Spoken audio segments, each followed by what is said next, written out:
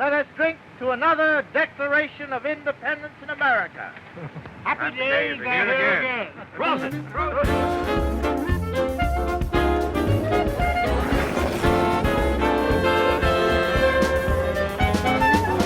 The day that Franklin Roosevelt signed the legislation that legalized the return of beer, celebrations erupted spontaneously all over the United States.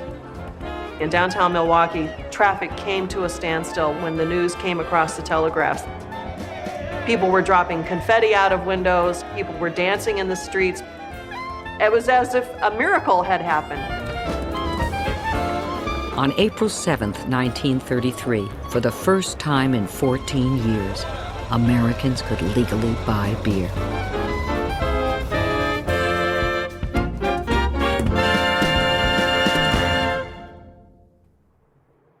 The celebration of beer's return was sadly short-lived for many brewers. An entire generation of Americans came of age not drinking anything. They really believed that alcohol was bad and they weren't going to drink it. But the people who did drink had developed a fondness for spirits. Americans had really lost their taste for beer. The brewers who survived Prohibition now faced an entirely new beer-drinking world. When repeal came, Congress and the states made it illegal for a brewer to own the retail outlet in which the beer was sold. So the tide system was gone and it would never come back. To avoid the vices that had plagued saloons and helped lead to Prohibition, the government made it illegal for brewers to sell beer directly to consumers. Overnight, a new network of independent beer distributors was born. My dad started in the beer distribution business back in the 1950s. We deliver to approximately 1,500 places all through the Hudson Valley here in New York. Where would you like this, sir? This business is about making friends. You build some great relationships over the years. These people have your home number. They've been over to your house.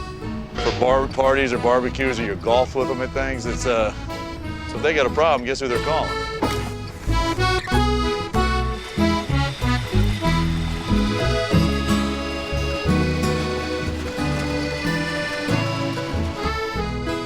Like for example, a big group came in here on Sunday, unexpected, wiped them out of beer. He calls me, I'm home with my family, but can't let them run out of beer, so now you go open the warehouse, load the truck, whether it's 150 cases or 300 cases. Yeah, you jump in a truck and do what you got to do.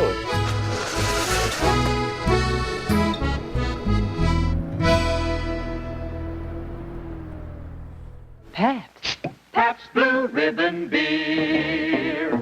In the 1950s, a new generation, born after Prohibition, rediscovered German-style lager beer.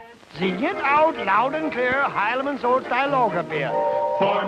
Some people say that beer, especially lager beer, is one of the most suited things that ever happened to America.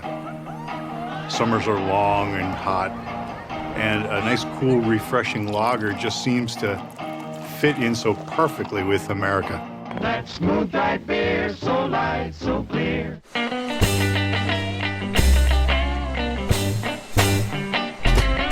The brewing business grew.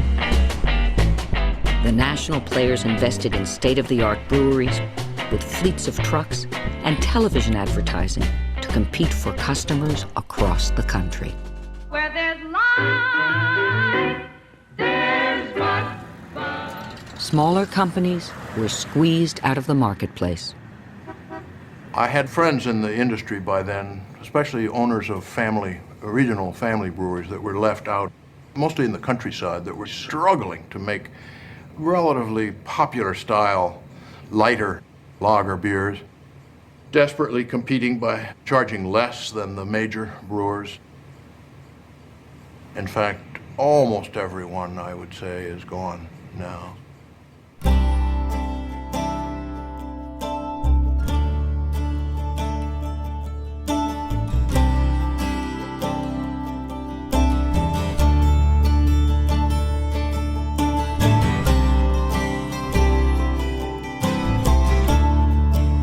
the early 1960s, one of California's last regionals, Anchor Brewing in San Francisco, struggled to stay afloat. No one could have predicted then that this would be the birthplace of a remarkable beer renaissance. I went down to the Anchor Brewery, and I found out that the owners were dying to get rid of their stock, and so they would basically sell the company for just a token. I just decided right there to buy this controlling stock. I had no idea what I was getting into. I've often said it's like falling in love. You don't get up in the morning and say, well, I think I'll go out and fall in love today. It just happens. Inexperienced yet ambitious, Fritz Maytag hit the streets to get Anchor beer in local bars and restaurants. I went into a German restaurant, famous for being German, and the owner was up looking down over the balcony. And I gave him my story. I'm the owner of the Anchor Steam Beer Brewery. And I just wondered, and he interrupted me and he said, "Yeah, I know that beer.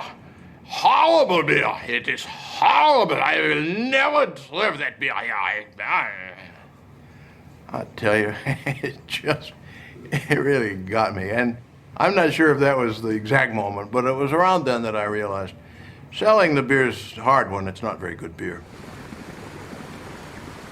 Maytag experimented with specialty beer styles, an English porter, a barley wine, a dry-hopped ale.